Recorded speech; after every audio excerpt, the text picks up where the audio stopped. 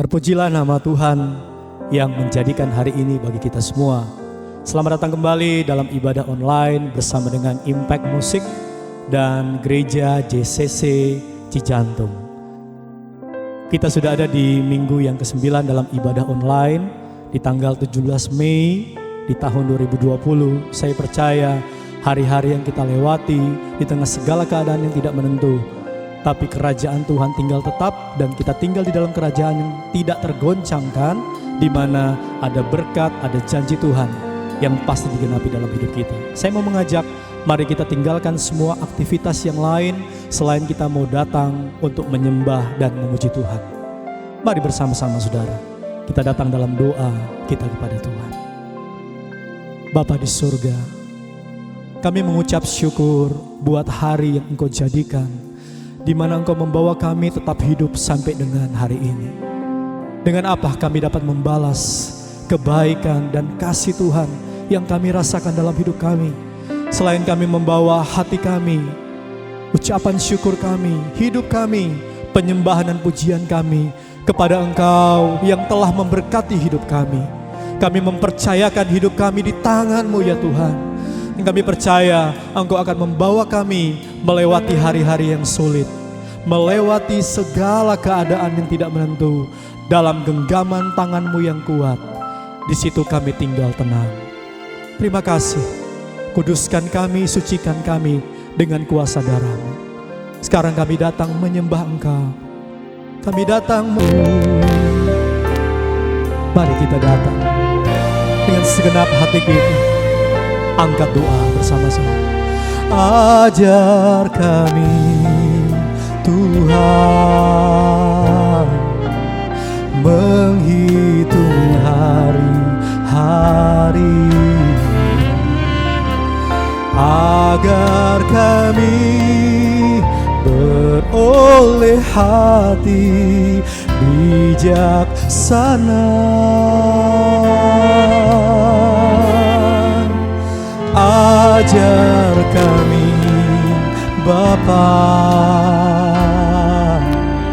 hidup dalam jalan-Mu,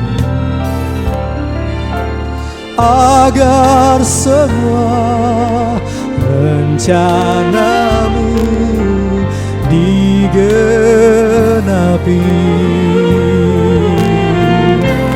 Mulialah nama-Mu Tuhan, dan ajaib jalan-Mu. Pimpin kami di setiap waktu. Besar setia-Mu Tuhan, agunglah karya-Mu. Yesus, kami bersyukur padamu. Kami muliakan Engkau, mulialah nama-Mu Tuhan, dan ajaib jalan-Mu. Pimpin kami di setiap waktu. Besar setia-Mu Tuhan, agunglah karya-Mu. Bersyukur Yesus, kami bersyukur padamu. Mulialah nama-Mu Tuhan, dan ajaib jalan-Mu. Pimpin kami di setiap setiap waktu. Besar setiamu Tuhan, agunglah karyamu. Yesus, kami bersyukur padamu. Yesus, kami bersyukur.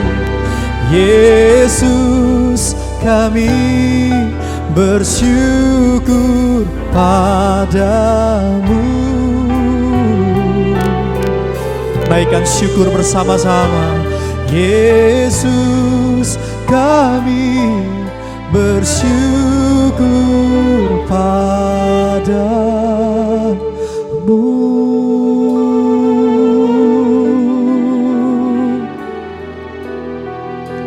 Untuk segala keadaan kami bersyukur Tuhan.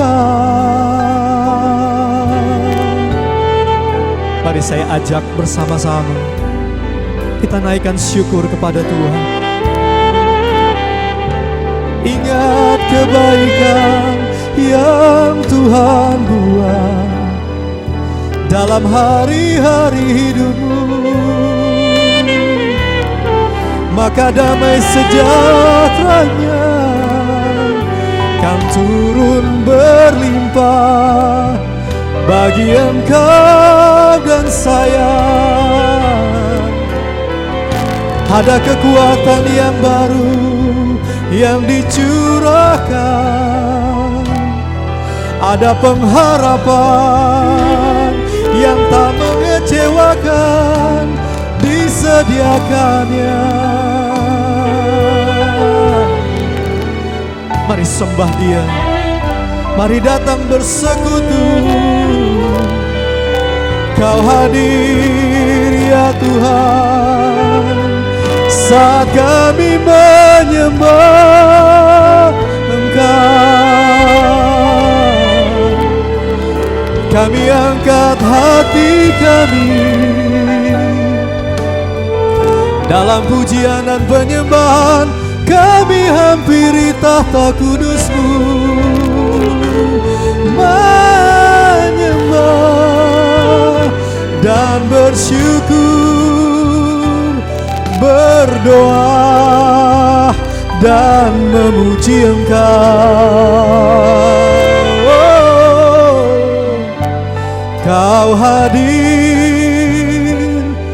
Kau hadir Tuhan di rumah kami masing-masing.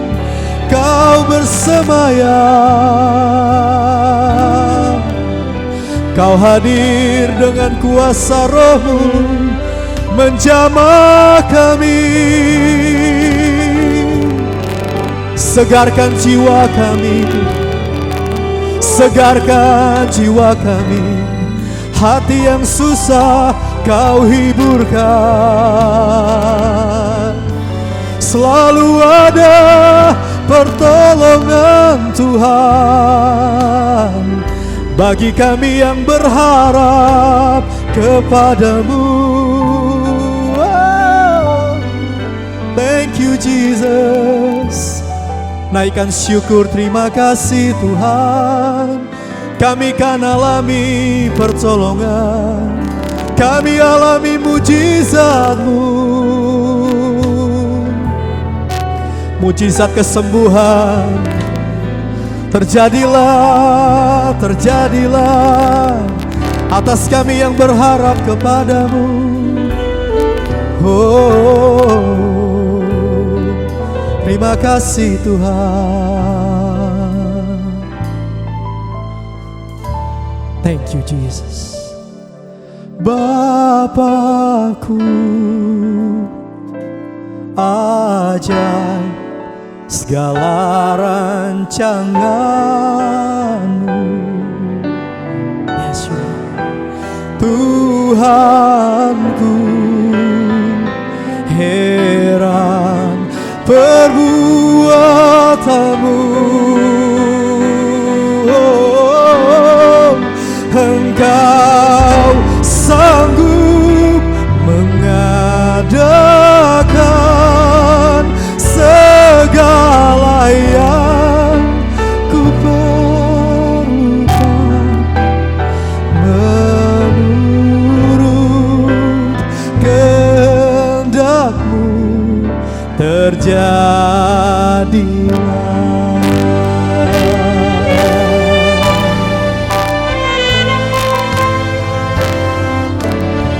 Mari buka hati, pandanglah Tuhan. Izinkan Roh Kudus bekerja buat engkau dan saya.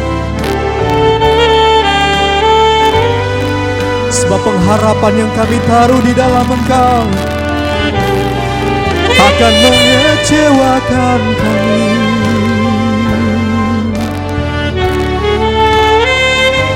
Kau sumber pertolongan Tuhan, Kau sumber pengharapan kami. Mari kita buka kedua tangan sama-sama. Katakan sekali lagi, oh Bapakku, ajaib segala rancangan-Mu, Tuhanku, heran perbuatan-Mu. Engkau sanggup mengadakan segala yang ku perlukan, menurut kehendak-Mu terjadilah. Panggil dia Bapa, Bapakku, ajaib segala rancangan-Mu, oh Tuhanku,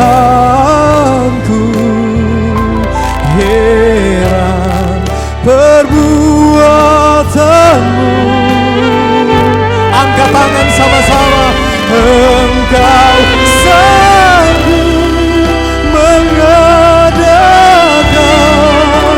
segala yang ku perlukan, menurut kehendak-Mu terjadilah.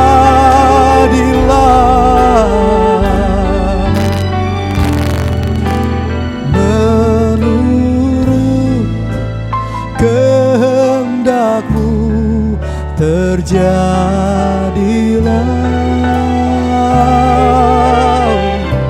Katakan, menurut kehendak-Mu terjadilah.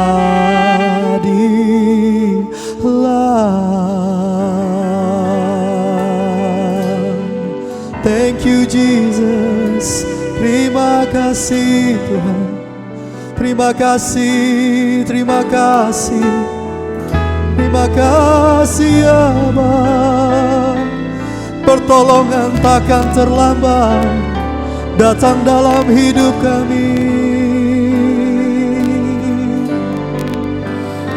Kami yang duduk dalam perlindungan tangan kasih kan diluputkan dari segala bencana yang terjadi di depan kami, karena ada tangan Tuhan yang memegang. Kami melewati semua.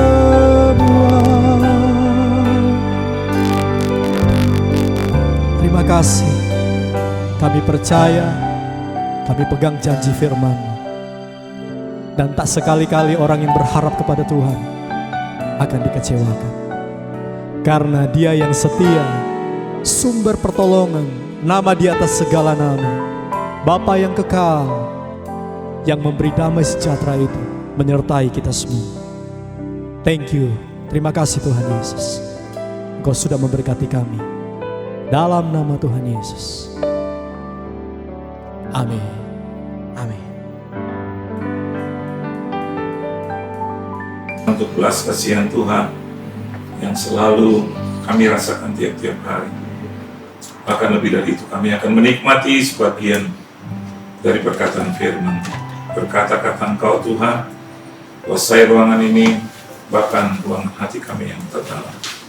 Tegur, nasihati, Lawat kami Tuhan, bahkan berkati kami, supaya ketika kami menyelesaikan ibadah ini, kami boleh berjalan dengan kepala tegak untuk melanjutkan kehidupan kami. Di dalam nama Tuhan Yesus Kristus kami sambut firman-Mu. Haleluya. Amin. Shalom saudara. Satu kehormatan bagi saya untuk masih boleh melayani Tuhan sampai hari ini. Dan terima kasih tentunya buat Tuhan Yesus yang memberikan kehormatan itu, dan tentunya buat Anda yang menonton bahkan mendengarkan program ini. Biarlah apa yang kita kerjakan bagi Tuhan itu tidaklah pernah sia-sia. Saya akan mengajak Anda untuk melihat satu kebenaran firman Tuhan, yaitu di dalam kitab atau Injil Yohanes. Injil Yohanes pasalnya yang ke-21, saudara. Bagian terakhir sekali, ya. Injil Yohanes pasalnya yang ke-21, ayat yang ke-24 sampai dengan ayat yang ke-25. Injil Yohanes pasalnya yang ke-21, ayat yang ke-24 sampai dengan ayat yang ke-25. Kalau Anda sudah mendapatkannya, ayo tekan gadget Anda, Alkitab Anda ada di situ.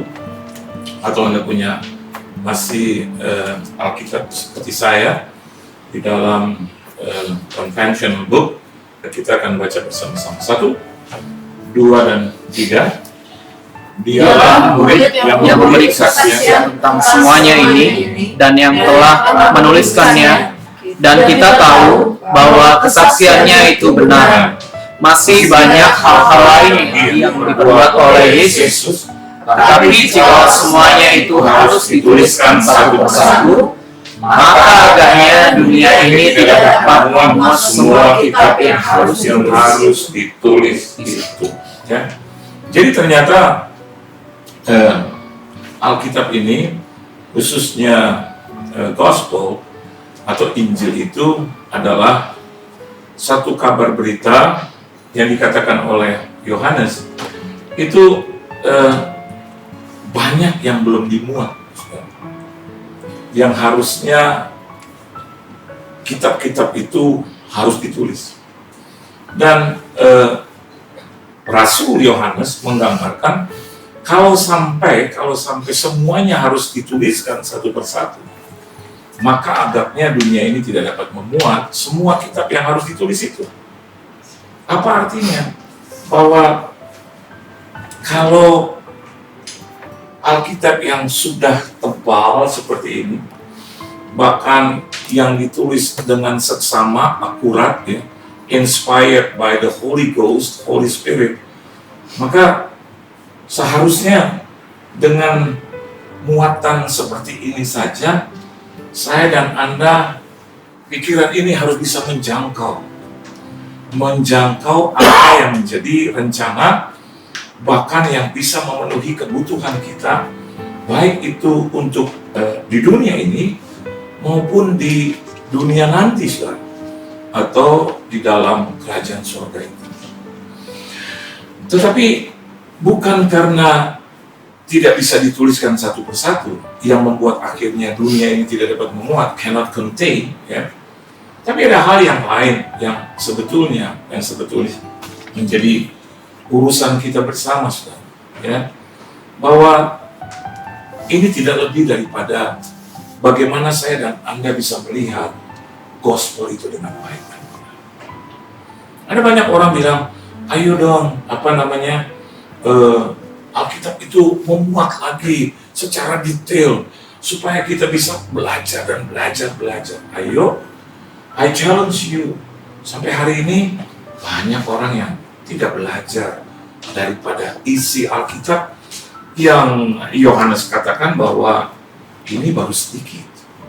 Karena kalau harus dituliskan satu persatu, kembali lagi, dunia saja dia mengambil satu muatan dan dia ambil satu perumpamaan, satu contoh. Dunia ini saja tidak dapat memuat semua kitab yang harus ditulis tentang Tuhan dan pekerjaannya. Amin. Ya. Bagaimana mungkin kita bisa membaca, bagaimana mungkin kita bisa bisa mengerti bagaimana mungkin kita punya waktu untuk seluruh Alkitab atau seluruh kitab yang menulis tentang kebesaran Tuhan. Lawang yang seperti ini aja nggak dibaca-baca. Ya. Bahkan kita lebih intens untuk hanya mendengarkan firman. Betul bahwa firman itu ya bertumbuh, saudara, karena iman itu tumbuh ya dari firman Tuhan ya. Dan firman yang diucapkan oleh Tuhan Yesus itu adalah segalanya, saudara ya. Iman itu tumbuh dari pendengaran, pendengaran akan firman Tuhan.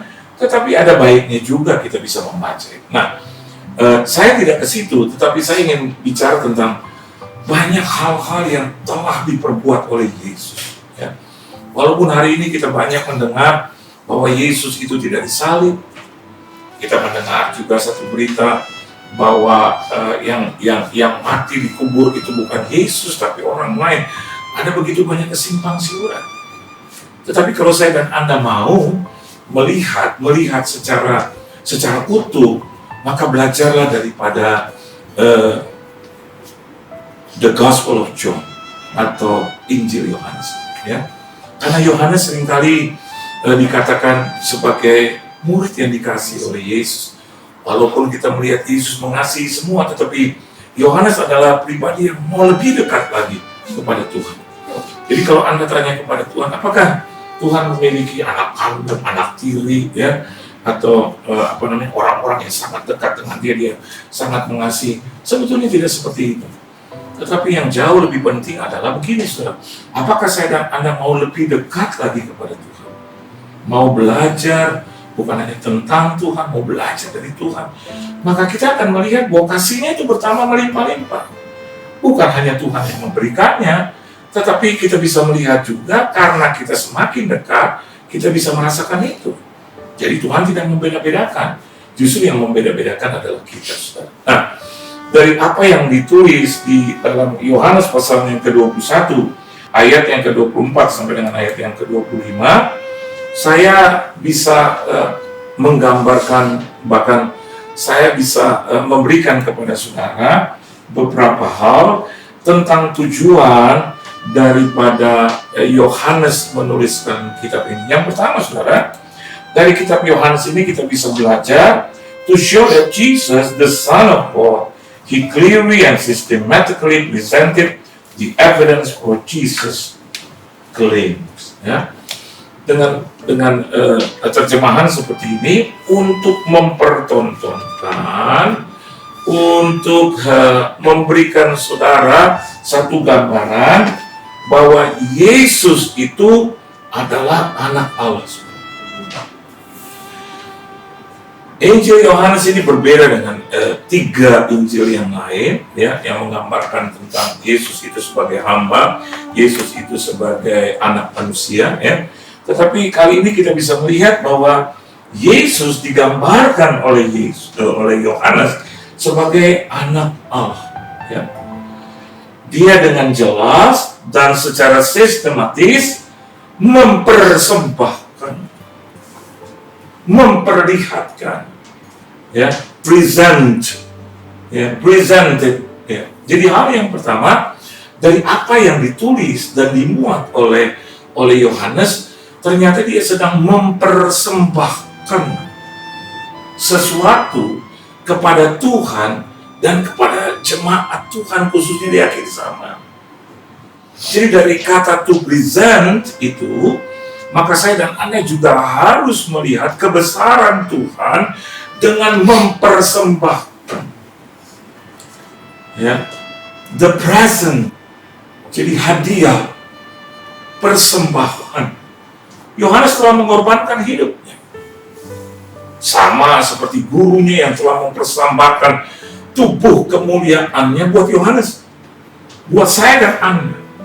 Sehingga hari ini kita bisa melihat The Gospel of John atau kitab atau Injil Yohanes itu sampai di tangan kita. Nah, pertanyaannya sekarang, apakah harus berhenti The Gospel of John? Atau apakah harus berhenti firman Tuhan yang menyatakan Yesus sebagai anak Allah yang hidup itu hanya sampai ke tangan kita? Ternyata tidak. dari Bapa di sorga yang menganugerahkan anaknya yang tunggal, artinya mempersembahkan anaknya yang tunggal bagi murid-murid pada saat itu, dan dari murid-murid mempersembahkan ya tulisan itu, Alkitab, Gospel of John yang ditulis oleh Yohanes itu sampai ke tangan kita. Nah, sampai ke tangan kita, apakah saya dan Anda mau meneruskan itu? Artinya mempersembahkan itu. Mungkin tidak dalam tulisan, sudah, karena Alkitab tidak bisa ditulis kembali dengan memunculkan kitab yang lain, tidak. Tetapi mempersembahkan hidup kita. Tujuan daripada Yohanes itu mempersembahkan dari kitabnya bahwa Yesus itu adalah anak Allah kita, saya dan Anda, mempersembahkan hidup ini dan menyatakan kepada orang lain bahwa sesungguhnya Yesus itu adalah anak Allah yang hidup melalui hidup kita, melalui persembahan yang kita berikan kepada Tuhan dan juga kepada sesama. Ada banyak orang seringkali melecehkan arti persembahan. Banyak orang, saya lihat di media sosial, saling berdebat tentang persembahan demi persembahan. Tapi hari ini saya bisa melihat he clearly and systematically presented the evidence for Jesus claims. Ya. Klaim-klaim dari Yesus yang menyatakan, atau firman perkataan yang menyatakan bahwa dia adalah anak Allah itu. Dan dipersembahkan oleh Yohanes. Bagaimana kita tahu bahwa Yesus itulah adalah anak Allah kalau kita tidak membaca daripada Injil Yohanes atau Injil itu sendiri? Kenapa? Karena ada sesuatu yang dipersembahkan. Seperti Abraham mempersembahkan anaknya, walaupun kita tahu itu tidak jadi, saudara. Ya, tapi kita melihat di sini bahwa Yohanes mempersembahkan. Bahkan kalau kita melihat dari apa yang terjadi beberapa ribu tahun yang lalu, ya, kurang lebih setelah Yesus, kita bisa melihat juga bagaimana Yohanes itu ada di dalam satu penderitaan yang berat, a torture, atau satu siksaan, saudara.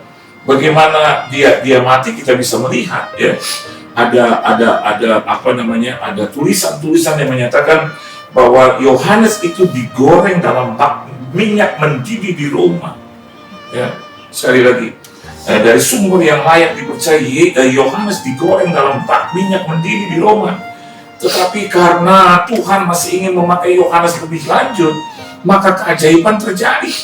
Saya catat di sini, sehingga walaupun ia telah digoreng hidup-hidup, ia masih hidup, saudara. Ia masih hidup. Kenapa? Karena dia harus mempersembahkan sesuatu yang ditunggu oleh Tuhan dari tangannya lah. Pertanyaannya sekarang, ada banyak orang yang bisa menggantikan Yohanes, walaupun dia sudah digoreng, saudara, ya, dalam minyak yang mendidih, dia masih bisa hidup. Dan saya bisa melihat di sini pasti itu karena Tuhan. Kenapa? Karena dia belum mempersembahkan yang layaknya dia harus berikan kepada Tuhan, dan Tuhan mau supaya dialah yang melakukan itu, bukan orang lain. Dan hari ini kita bisa melihat, ya, the Gospel of John itu sangat memberkati umat percaya, karena he presented, ya, that Jesus is the Son of God. Ini yang harus dia tulis, saudara. Oh, kita tidak harus lagi membahas orang-orang yang seringkali mengutak-ngatik Injil Yohanes, karena iman kita tidak di situ. Amin, saudara. Iman kita adalah percaya akan tulisan ini yang inspired, yang diilhami oleh Roh Kudus. Dengarkan baik, bukan hanya sampai di situ, tetapi maka keajaiban terjadi. Ia telah digoreng hidup-hidup, ia masih hidup hingga akhirnya ia dibuang dan diasingkan ke Pulau Patmos untuk kerja paksa di tambang batu bara. Tulisan itu menyatakan pada saat ia berada di sana, ia mendapatkan wahyu, amin, saudara, revelation, ya, sehingga ia bisa menulis kitab wahyu. Dan Alkitab, tulisan ini menyatakan kemudian ia dibebaskan dan akhirnya kembali menjadi uskup di Edessa atau Turki, ya, yang kita tahu sekarang dia adalah satu-satunya rasul yang bisa mencapai lanjut usia dan meninggal dengan tenang. Alkitab katakan bahwa Yesus pernah berkata, kalaupun aku mau dia tidak mati, itu bukan urusan musim. Tapi kita bisa melihat sekarang bahwa ternyata Yohanes itu mati di usia sangat tua. Bahkan di hujung abad yang pertama. Kita bisa melihat bagaimana janji Tuhan itu. Kenapa dia kerjakan itu? Karena Yohanes mempersembahkan yang terbaik buat Tuhannya dan juga buat sesama. Pertanyaan, apa yang kita sudah persembahkan? Amin. Ya. I'm not talking about church. Saya tidak bicara tentang gereja yang church building.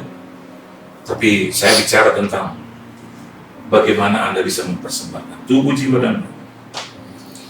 Kalaupun Anda bergabung di satu gereja, persembahkanlah bagian yang terbaik untuk Tuhan. Karena bukan manusia. Manusia boleh mengejek. Manusia boleh berkomentar tentang persembahan saudara. Tapi dengarkan baik, biar Tuhan yang menilai. Kalau Anda dengan sukarela, dengan kesucian hati mempersembahkan itu, maka berkatnya juga sama seperti Yohanes menerima itu. Dia menjadi murid yang dikasihi oleh Tuhan. Amin. Dan yang kedua yang saya bisa berikan kepada Anda tentang tujuan daripada Yohanes menuliskan Injil itu, when evidence is presented in the courtroom, those who hear it must make a choice. Jadi yang kedua bukan hanya present atau the present, persembahan, mempersembahkan, tapi yang kedua Yohanes ini memberikan bukti, evidence, ya, evidence. Ya. Hal yang kedua, di dalam Injil Yohanes itu bukan semata-mata kata demi kata, bermain kata, bersilat kata, dan lidah, tidak seperti itu. Tapi dengan clearly and systematically kita boleh membaca bagaimana Yohanes itu secara runut, karena tentunya dari Roh Kudus maka bisa seperti itu, ya. Bahkan dia bisa menggambarkan dengan jelas serta teliti siapa itu anak Allah yang hidup, yaitu Yesus. Dengan apa, saudara? Dengan bukti. Amin. Dengan bukti. Ingat kubur kosong yang ditemui oleh Maria Magdalena. Maria Magdalena berlari kepada Simon Petrus dan Yohanes. Buat apa dia menuliskan itu kalau dia tidak mengalaminya, sudah? Buat apa? Itu satu kebohongan besar. Dan kalau sampai terjadi dan lihat, maka sejarah akan juga membuktikan bahwa Yohanes itu adalah seorang pembohong besar. Sampai hari ini tidak bisa dipungkiri bahwa kubur itu telah kosong. Tidak bisa dipungkiri juga, bukan hanya Yohanes yang bersaksi, tapi ada Simon Petrus di sini. Bahkan dari seorang yang layak dipercaya, yaitu Maria Magdalena. Bahkan di dalam hukum yang berlaku, yang saya tahu di Indonesia, 2 barang bukti saja sudah cukup untuk mengatakan bahwa perkara itu benar atau salah. Amin. Dan hari ini kita bisa melihat bahwa bukti-bukti yang diajukan kepada Yohanes itu sudah cukup menerangkan bahwa Yesus adalah anak Allah yang hidup. Jadi hal yang kedua yang saya mau bagikan buat Anda, kalau Anda juga ingin menjadi dutanya Tuhan, maka tidak bisa tidak Anda harus membuktikan keabsahan Tuhan dalam hidupmu. Dengan apa? Dengan hidup kita. Betul apa tidak yang diterangkan? Jangan-jangan hanya cuma bersilat lidah, jangan-jangan hanya cuma pintar berkata-kata, jangan-jangan hanya cuma ambil dari satu ayat, ambil lagi dari satu ayat, terus diputar-putar sehingga akhirnya menimbulkan sepertinya seolah-olah kebenaran. Padahal sesungguhnya yang terjadi adalah dia harus bisa membuktikan dari hidupnya sendiri bahwa dia adalah bagian atau dikatakan the children of God, atau menjadi anak-anak Allah juga. Banyak yang sekarang terjadi, bukti-bukti itu ternyata palsu, saudara. Sehingga akhirnya timbul nabi-nabi palsu, sehingga timbul obat-obat palsu, sehingga timbul juga barang-barang yang palsu. Dari mana itu berasal? Pasti dari barang-barang yang berkualitas. Amin. Sehingga tidak jarang kita dengar Yesus yang palsu, kesaksian yang palsu. Untuk apa? Untuk mencari keuntungan. Setelah ditelusuri, ternyata faktanya begini. Ternyata itu hoax. Ternyata hidupnya dari satu tempat ke tempat lain menipu dan menipu. Nah, the Gospel of John mengajarkan kepada kita untuk menjadi bukti Kristus gitu loh. Saya dan Anda harus menjadi bukti Yesus. Kalau Anda sudah membayar sesuatu kan pasti harus ada buktinya. Betul Ustaz? Ada bonnya, ada kwitansinya. Tuh loh, aku sudah bayar. Pernah dengar kesaksian saya berapa puluh tahun yang lalu? Bukan beta masih kecil, tapi ini kesaksian besar. Bagaimana keponakan saya, kami tidak memiliki uang yang cukup, dan kita datang ke rumah sakit, dan Tuhan bekerja di situ, dan mereka memberikan kwitansi dan bukti yang sah bahwa kita sudah membayarnya. Setelah bertahun-tahun, datanglah surat dari pengacara atau penasihat hukum bahwa ternyata kita belum bayar, atau kakak saya atau ipar saya belum bayar. Mereka datang kepada almarhumah mama saya, dan mama saya malam berdoa dan berkata begini, besok kau harus datang ke dia. Pagi-pagi mama saya mendapatkan revelation sama seperti Yohanes, dan dia katakan kepada kakak saya dan ipar saya, kau datang ke kantor pengacara itu dengan memberikan bukti-bukti otentik bahwa di situ sudah paid already, dibayar. Dan bukti itu tidak bisa dipatahkan, sudah. Dia akan cek and recheck, ternyata itu asli. Dikeluarkan dari rumah sakit, dan yang mengeluarkannya adalah pihak yang berwenang. Tidak bisa lagi dibantah. Sama seperti Injil Yohanes, sebetulnya tidak bisa dibantah. Mereka berbantah-bantah, begitu kita memberikan keterangan, maka patah. Dan hari ini saya mau berkata buat saudara, meskipun kehidupan kita biasa-biasa, tapi kita adalah bukti daripada anak Allah yang hidup, maka tidak ada satupun yang bisa membantah kehidupan kita. Berikan bukti yang baik, berikan bukti yang benar. Tidak harus menjadi terkenal, tidak harus pandai bersilat lidah, mengarang-arang, make up the story, tapi katakan yang benar, ya di atas ya, tidak di atas tidak.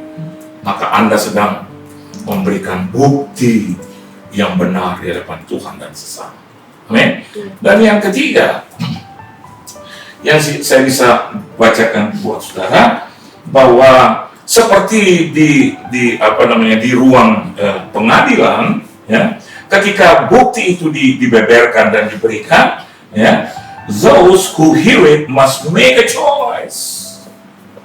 Hal yang ketiga, setelah saya dan Anda mempersembahkan yang terbaik bagi Tuhan dan sesama, ya, persembahan yang terbaik. Hal yang kedua adalah bagaimana saya dan Anda harus menjadi bukti dan memiliki bukti yang autentik, yang sah untuk diperlihatkan kepada orang banyak. Ini loh, aku ini adalah the child of God. Aku adalah aku adalah bagian atau anak-anak Allah itu, bagian daripada anak-anak Allah itu. Nah, yang ketiga, ketika Anda memberikan bukti itu, maka ada orang yang akan menilai dan dia harus memberikan pilihan. Amin, sekali. Ya, make a choice. Di dalam hidup ini juga seperti itu. Tiap-tiap hari Anda akan diperhadapkan dengan pilihan demi pilihan. Dan pilihannya tidak pernah banyak, saudara. Hanya dua. Betul? Lakukan atau tidak? Pergi atau tidak? Betul? Tidur atau bangun, hanya dua, ke kanan dan ke kiri, sudah itu aja. Oleh sebab itu dalam kitab Yosua yang dikatakan jangan engkau miring ke kanan dan ke kiri, hanya itu, tidak ada pilihan lain. Kalau Anda mau pergi ke puncak, ada berapa tikungan? Hanya dua. Kalau tidak kiri, kanan. Amin. Tikungan sudah, kiri kanan, satu jalan hanya ada dua, kiri atau kanan. Ketika Anda sedang lurus, ada dua pilihan, mau ke kiri atau ke kanan. Dengarkan baik, kalau Anda mau selamat, patuhi itu rambu. Ya, Anda mau pergi ke puncak, mungkin ada dua. Ya, di kanan dibilang Bogor, terus kiri puncak. Anda mau kemana semua? Itu make a choice. hari ini Anda juga harus tentukan pilihan. Mau tetap bertahan dalam COVID-19 dengan iman kepada Kristus, atau Anda mulai berpikir, aduh capek juga ini dalam Tuhan. Saya mau katakan buat saudara, Dia tidak pernah menjanjikan bahwa jalan itu mulus, selamanya mulus. Tapi yang Dia janjikan, Dia selalu menyertai. So, the choice is yours. Ya, jadi pilihan itu ada pada mau hidup benar atau hidup jauh dari Tuhan. Mau bertahan, hidup suci, kudus di hadapan Tuhan, atau mau meninggalkan itu semua. Yunus diberikan dua pilihan. Tuhan katakan, pergilah ke Niniwe. Tapi Yunus menjawab. Kita tahu akhirnya, dia ditelan oleh Tuhan. Sampai akhirnya dia bertobat, dan dia mau melakukan hal itu. Dia pergi ke Niniwe, ternyata saudara, yang dia takuti itu tidak terjadi. Bahkan pemimpin pembesar Raja Niniwe itu begitu antusias dan mengumumkan satu maklumat bahwa harus terjadi pertobatan. Dan kita bisa melihat Niniwe tidak jadi ditunggang balikan ke Tuhan. Saya yakin dan percaya, saya dan Anda juga ini harus menentukan pilihan. Apakah kita harus bertahan di dalam Tuhan ataukah berhenti? Bertahan adalah sesuatu yang dijanjikan Tuhan. Siapa yang setia bahkan bertahan sampai akhir, dia menang. Saya yakin di tengah-tengah COVID-19 selalu ada saja nabi-nabi itu. Artinya selalu ada saja orang-orang yang diutus, yang diberikan khusus oleh Tuhan, orang-orang yang dipakai Tuhan luar biasa. Siapa itu? Anda semua. Anda menjadi saksi-saksi atau keluarga, rumah tangga, pekerjaan. Tetaplah bertahan. Pilihlah yang benar, ya? Jangan pilih yang salah. Dan yang terakhir yang saya mau bagikan buat Anda, those who read the Gospel of John must able make a choice. Is Jesus the Son of God or isn't He? We are the jury. Ya. Jadi yang keempat, setelah kita menentukan pilihan, saya dan Anda adalah jurinya yang menilai. Amin. Kita yang menilai nanti apakah pilihan kita itu benar atau tidak. Ya. Kita menilai persoalan demi persoalan. Kita akan menilai, ya, masalah demi masalah. Kalau we are the jury, kita bisa melihat dengan pikiran yang jernih. Apakah persoalan itu benar atau tidak. Hari ini kita bisa melihat diperhadapkan dengan the Gospel of John. Kita akan bisa melihat apakah Yohanes itu benar atau tidak. Kalau Anda menyatakan salah, berarti bahwa Roh Kudus itu salah. Karena Yohanes diinspirasi oleh Roh Kudus. Dan kalau sampai Roh Kudus salah, berarti Yesus salah. Karena Yesus adalah anak Allah yang hidup. Nah, kalau sampai anaknya yang tunggal, yang menjadi perantara bagi Tuhan dan kita salah, maka bisa dipastikan bahwa Tuhan itu salah. Halo, urutannya begitu. Oleh sebab itu, ketika kita menilai dengan baik, jangan hanya cuma asumsi. Saya tidak pernah mau berkhotbah berdasarkan asumsi saya, tapi saya akan menilai dengan baik. Apakah khotbah saya itu sudah melenceng ataukah tidak? I am the jury. Saya yang bukan hanya memberikan pilihan, tapi saya nilai. Oleh sebab itu, selalu dalam pelayanan saya minta dulu kepada Tuhan, apakah saya benar di hadapan? Kalau saya benar di hadapan Tuhan atau dibenarkan oleh Tuhan. Oleh sebab itu, jadilah penilai-penilai yang baik. Amin. Kalau Anda melihat perkara itu benar, kita harus katakan itu benar dengan keberanian. Because we are the jury. Saya dan Anda juga adalah juri penilai. Kalau Anda melihat bahwa gereja itu baik, katakanlah baik, saudara. Kalau Anda menilai tidak baik, katakanlah juga dengan baik. Anda bisa berkata berdua-dua saja. Jangan Anda gosip kanan dan kiri. Anda menilai sesuatu, ketika Anda menilai suamimu, istrimu salah, mari kita ngobrol empat mata, saudara, ya. Kalau kita belum puas juga, maka kita libatkan mungkin counselor. Kalau kita tidak puas juga, kita libatkan keluarga, saudara. Itu adalah hal yang benar. Jangan belum apa-apa, masalah belum selesai, benar atau tidaknya masih misdi gitu, saya dan Anda sudah mengaparkannya keluar. Penilaian yang buruk yang kita kemukakan kepada orang lain. Wah, dia makan duitku, oh dia hidup begini, dia hidup begitu. Itu kan penilaian Anda yang sebetulnya salah. Karena juri itu di dalam pengadilan tidak berdiri sendiri. Ada beberapa juri. Dan juri itu selalu dipilih, diselektif sedemikian rupa yang tidak berhubungan dengan orang yang bersalah. Jadi kelihatan bahkan dengan pengacara sekalipun, bahkan dengan hakim sekalipun, penuntut umum sekalipun, dia adalah satu golongan yang tidak terintimidasi oleh apapun. Saya mau katakan buat saudara, hidup saya dan Anda tidak terintimidasi oleh siapapun. Karena kita sudah dibebaskan oleh Kristus. Dan Kristus itu telah membayarnya dengan harga yang tunai. Oleh sebab itu, mari saya tutup kebenaran firman Tuhan.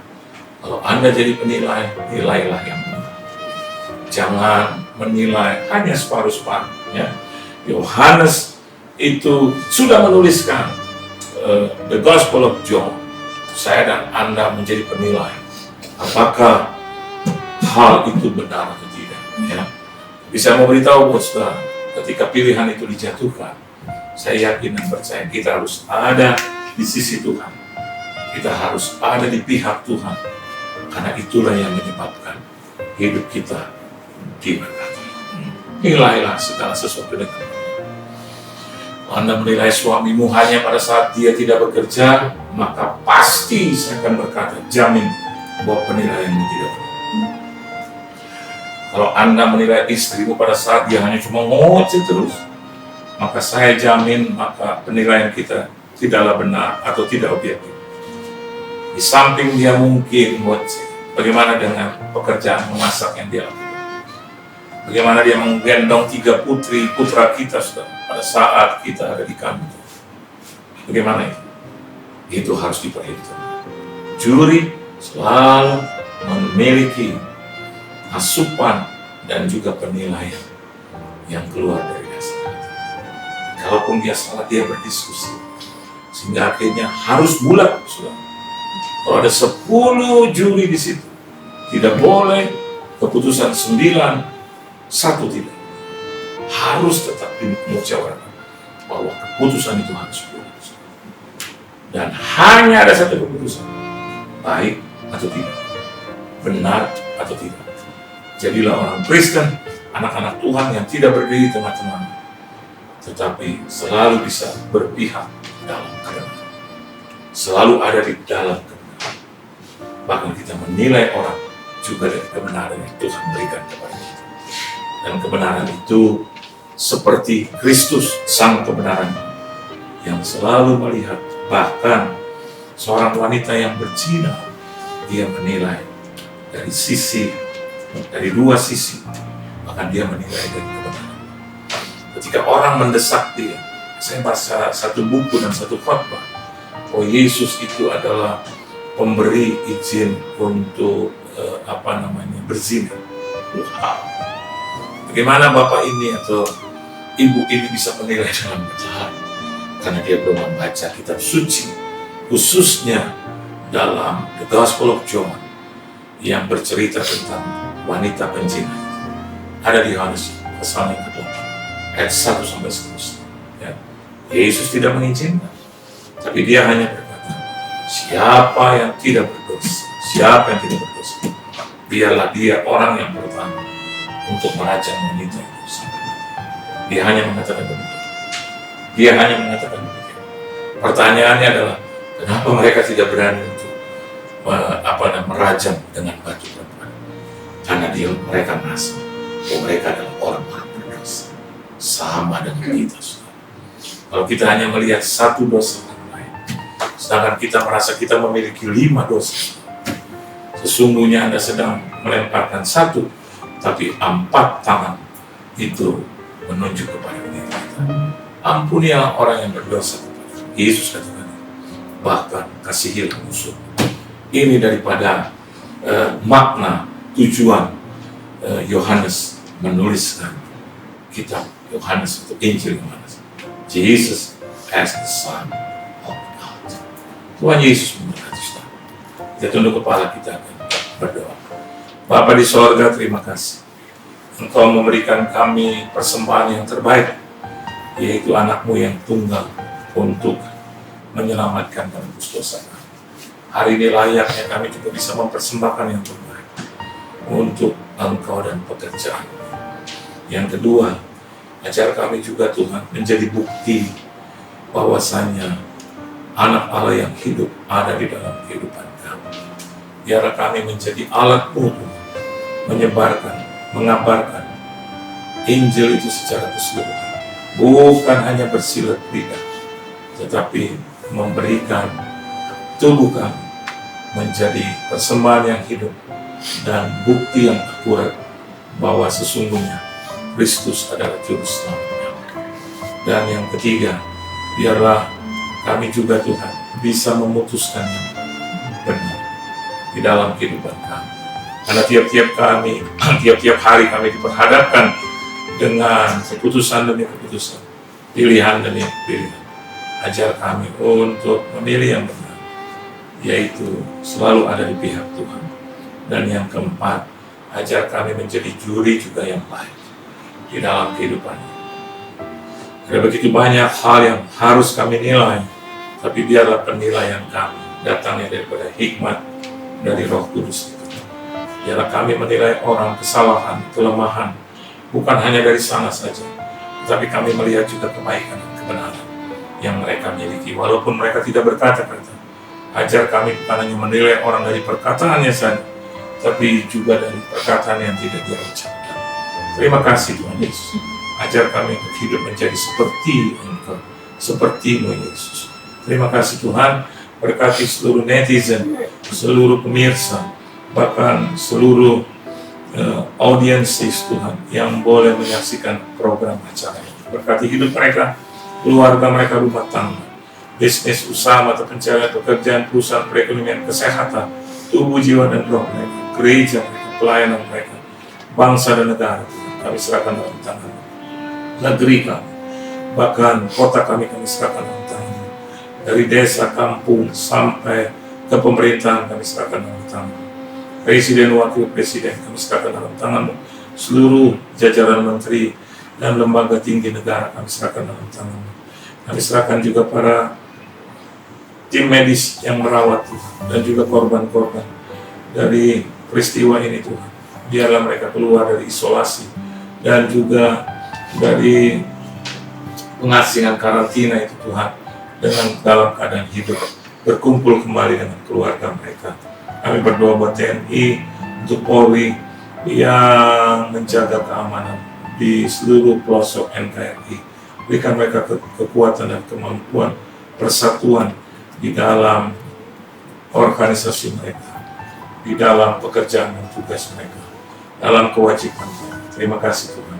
Untuk gereja-gereja kami berdoa, biarlah bisa dibuka kembali. Biarlah wabah ini cepat berlalu dari bumi pertiwi ini Tuhan. Bahkan untuk tempat-tempat ibadah yang lain yang menjadi saudara-saudara kami, biarlah mereka juga bisa melaksanakan peribadatan dengan baik dan benar. Khususnya bagi saudara kami yang sedang menjalankan ibadah puasa, Kau berikan kekuatan kepada mereka, dan biarkanlah mereka menyelesaikannya dengan sempurna dan baik. Terpujilah nama-Mu, dan kami berdoa untuk program ini dalam nama Tuhan Yesus. Biarlah acara ini mempermuliakan Tuhan, dan Tuhan senang dengan apa yang kami persembahkan.